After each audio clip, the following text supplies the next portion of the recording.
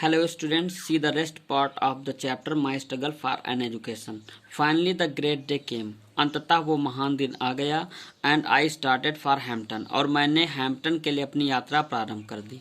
I had only a small cheap satchel, मेरे पास एक छोटा सस्ता थैला था। That contained the few articles of clothing I could get, मेरे उस सस्ते थैले में कुछ कपड़े थे। My mother at the time was rather weak, मेरी माँ उस वक्त बहुत कमज़ोर थी एंड ब्रोकन इन हेल्थ, और उनका स्वास्थ्य बिगड़ा हुआ था। I hardly expected to see her again, मुश्किल से ही मैं उनको वापस आने पर देखने की उम्मीद कर सकता था। And thus our parting was all the more sad, इसलिए हमारी जो विदाई है वो और भी दुखद रही। सी हाउएवर वॉज वेरी ब्रेव तो इट ऑल, फिर भी उन्होंने बहुत बहादुरी का परिचय दिया। The distance from Malden to Hampton is about 500 miles. Meldon से हैम्पटन के बीच की जो दूरी थी लगभग 500 मील थी।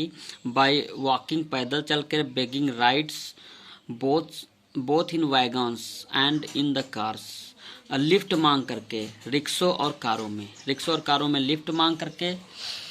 इन some way after number of days I reach the city of Richmond Virginia के रिचमंड शहर में कुछ दिनों के पश्चात पहुंचा।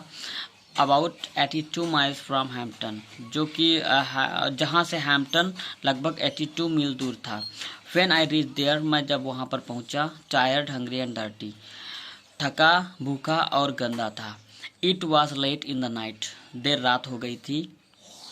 आई had never been in large city, मैंने इससे पहले कभी इतना बड़ा शहर नहीं देखा था। And this rather added to my misery, इस बात ने मेरी समस्या को और भी बढ़ा दिया। व्हेन आई रीच रिचमंड, जब मैं रिचमंड पहुंचा, I was completely out of money, मेरा पैसा बिल्कुल समाप्त हो चुका था।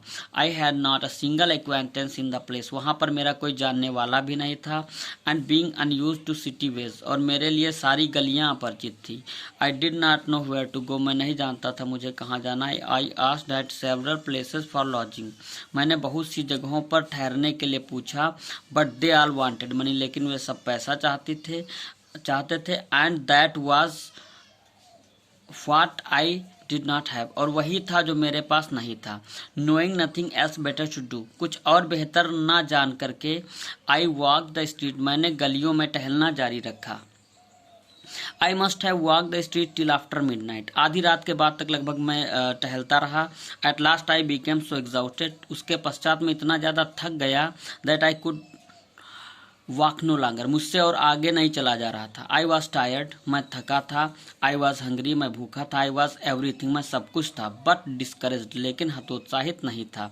Just about the time when I reach extreme physical exhaustion, और तब जब मैं बहुत ज़्यादा थक गया, I came upon a portion of a street, तो मैं गली के एक ऐसे हिस्से पर पहुंचा where the broad sidewalk was considerably elevated, जहाँ पर गली का जो किनारा था वो काफ़ी उभरा हुआ था। I waited for a few minutes, वहाँ पर मैंने खड़े होकर के कुछ देर तक देखा। Till I was sure that no passers by could see me, मैंने देखा कि कोई गुजरने वाला मुझको देख तो नहीं पा रहा है।